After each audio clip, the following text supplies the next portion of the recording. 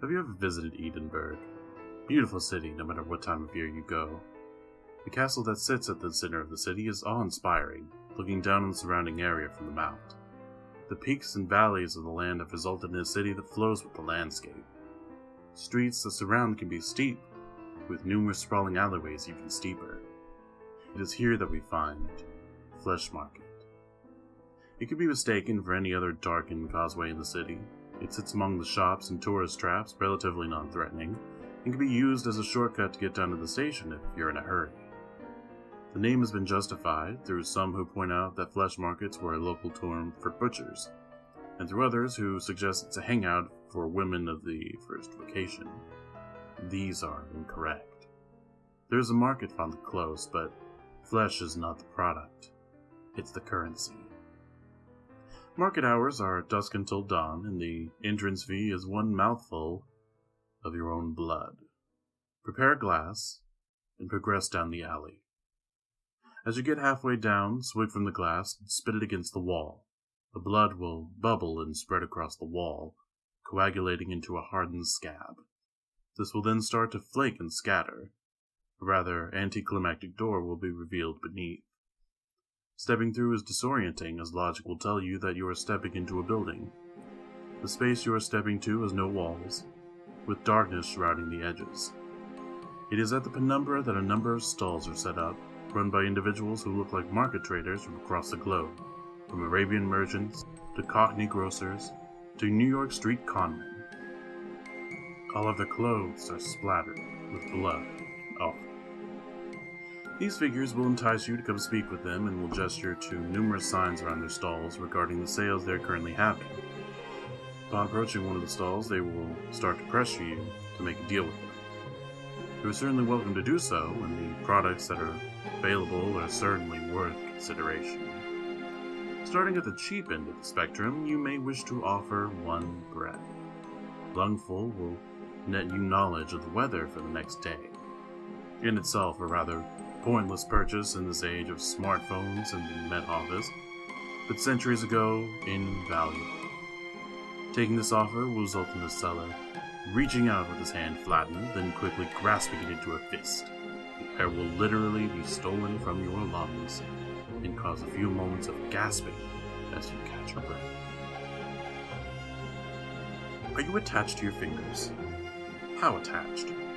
Do you reckon you could do without your little finger? This sale will provide you instant forgiveness from any one person you desire for any wrongs you may have encroached against them.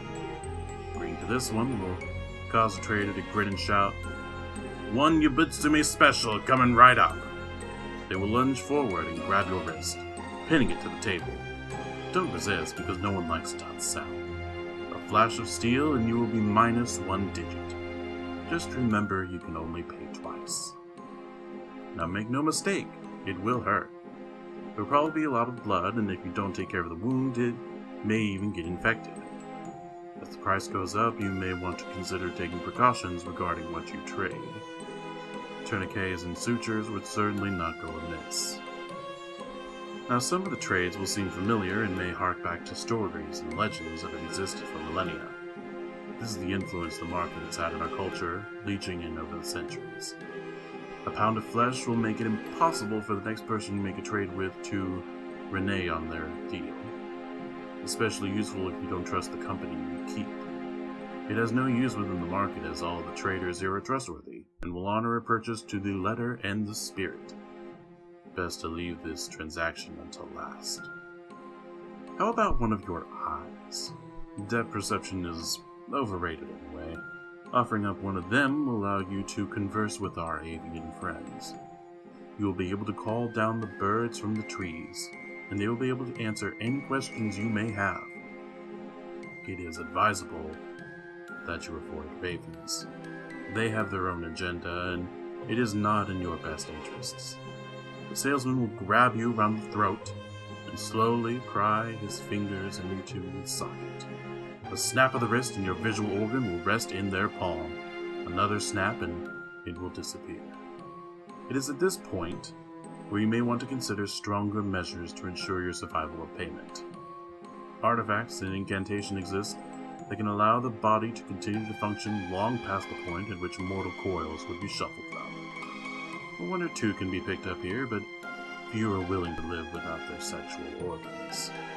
It seems eternity is that little bit colder, without the ability to get your rocks off. I'm not going to go into the details as to how to are taken. Suffice to say that it is unpleasant and messy. At this point, the prices become a little more vital. What would you take for your stock? In this deal, it would merit you the ability to understand the desires of anyone you talk to. Whilst you converse with them, your mind will be filled with the images of that which they covet the most. This would provide a significant advantage to any budding salesman, and the deal has been taken up by several of the stallholders themselves. Some may argue that such a gift would be more poetically suited to the heart. That vascular muscle, however, is a part of an altogether different deal. By bartering with your heart, you can guarantee the happiness of any given individual for the rest of their life, however long that may be. The removal of these types of organs can be significantly painful, but the dealers will allow you a moment to prepare yourself before they produce a short, keen blade. One practice swipe later, and they will be digging into your tissues. They have unerring accuracy and a level of cleanliness that rivals any surgeon. Now, it is acknowledged in some places that once the deal has been sealed, the buyer may have second thoughts and may want to back out. This is not one of those places. Most of the contract is left unspoken, but you are expected to have done your research. The buyout clauses are a killer. While most of the body can be put on the table, there are limitations. The fact of the matter is that the brain is the seat of sentience and cannot be fully placed in. I say fully, there's one individual who offered to lobotomize the part of the brain that holds memory as part of the deal. The problem is he cannot remember what it is he received in return. I hear he suffered night terrors for the rest of his days. Now at this point, I offer a warning. Up until now, I have detailed the price list for your own body parts. Whatever you do, do not attempt to purchase anything in the market with organs of another.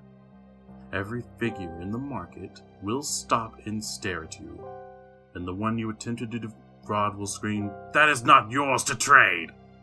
Whatever it is you have tried to barter with, that body part will be taken from you as punishment. A very literal eye for an eye. Despite whatever theological perspectives you may hold, offering your own soul will elicit the same result. There have been many theories postulated for this response, but the honest answer is, we just don't know. The market has been trading in blood and bone for as long as civilization has existed, though the entrance has moved from city to city. Many have visited and shook hands with the butchers, though not quite as many got those hands back. A smart man would wonder how it is that these individuals are capable of honoring the deals they broker. A smarter man would ask himself why his body parts are of such high value in this economy. Just understand that it is supply and demand, and as long as there are fools willing to supply, you shouldn't need to concern yourself with who is doing the demanding.